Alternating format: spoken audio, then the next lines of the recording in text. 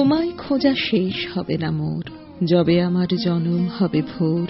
চলে যাব নবজীবন লোকে, নূতন দেখা জাগবে আমার চোখে। নবীন হয়ে নূতন সে আলোকে, পরব তব নবমিলন ডোর। তোমায় খোঁজা শেষ হবে না মোর। জীবন দেবতার উদ্দেশ্যে এমন ১৫৭টি গাথা নিয়ে গীতাঞ্জলি প্রকাশিত হয় ১৯১০ সালে। সকল অহংকার চোখের জলে ডুবিয়ে দেওয়ার অঙ্গীকার যখন বঞ্চিত করে বাঁচায়। না চাহিতে মোরে যা করেছ দান, আকাশ আলোক তনু মন প্রাণ। না চাহিতে মোরে যা করেছ দান, আকাশ আলোক তনু মন প্রাণ। দিনে দিনে তুমি নিতেছ আমায়, সে মহাদানেরই যোগ্য করে।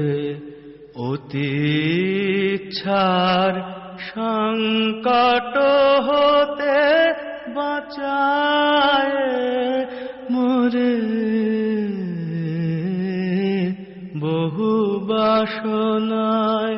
বারে বারে নূতন লীলায় যখন তার বিচরণ, তখন একতরিতে অকারণে ভেসে চলে দুই তীর্থগামী, এক সে আমি আর অন্যজন প্রভু আমার, প্রিয় আমার, সেই জীবন দেবতা। প্রভু আমার, প্রিয় আমার, পরম ধন হে। চির পথের সঙ্গে আমার, চির জীবন হে।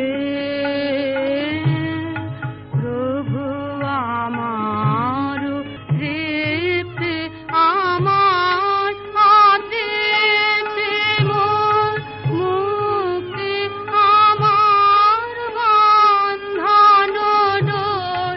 দুঃখ সুখের চরম আমার, জীবন মরণ হে।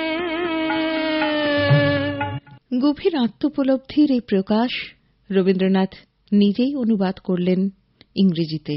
গীতাঞ্জলি, গীতিমাল্য, নৈবেদ্য, খেয়া এবং অচলায়তন থেকে নির্বাচিত ১০৩টি কবিতার অনুবাদ নিয়ে সং অফারিংস প্রকাশিত হল ১৯১২ সালে।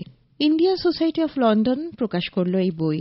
ভূমিকায় কবি ডব্লিউ.বি. ইয়েটস লিখলেন, Rabindranath Tagore, like Chaucer's forerunners, writes music for his words. And he is so abundant, so spontaneous, so daring in his passion, so full of surprise, because he is doing something which has never seemed strange, unnatural, or in need of defense. আজি ঝড়ের রাতে তোমার অভিশাপ,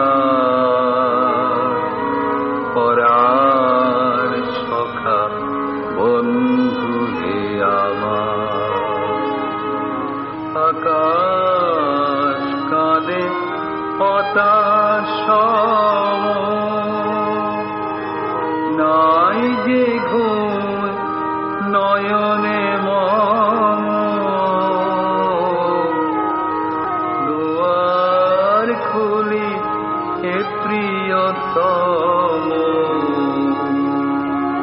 চাই যে বারে বার। Art thou abroad on this stormy night, on thy journey of love?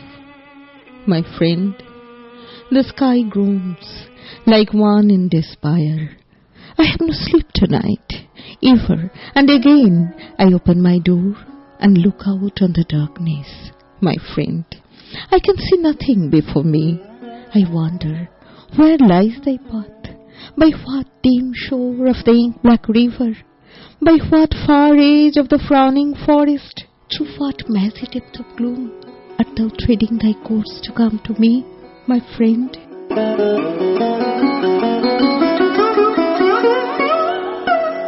জীবন দেবতার উদ্দেশ্যে গভীর এই নিবেদন মুগ্ধ করল সারা বিশ্বকে। 1913 সালের 13 নভেম্বর সুইডেনের স্টকহোমে নোবেল কমিটির সভায় সং অফারিংস এর রচনাকার রবীন্দ্রনাথ ঠাকুরকে সাহিত্যে নোবেল পুরস্কারে সম্মানিত করার সিদ্ধান্ত ঘোষণা করা হল। এশিয়া থেকে সেই প্রথম নোবেল। জগতে আনন্দ যোগে